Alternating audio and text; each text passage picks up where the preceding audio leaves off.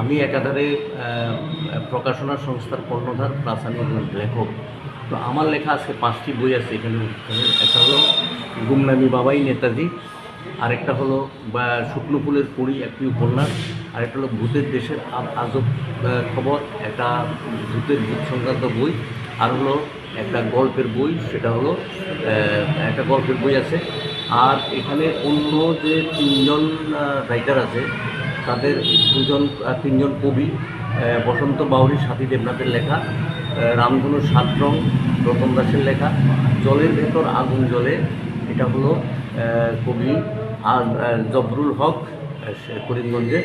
এই বইগুলো আর হলো the state of Tripura from 1962 থেকে 1945-49 পর্যন্ত ত্রিপুরার ইতিহাস নিয়ে একটি বই আছে। এই মোট 9টি বইয়ের, ভারতকে জানবো আমার লেখার একটি বই, এই 9টি বই নিয়েই আজকের এই গ্রন্থ প্রকাশ অনুষ্ঠান।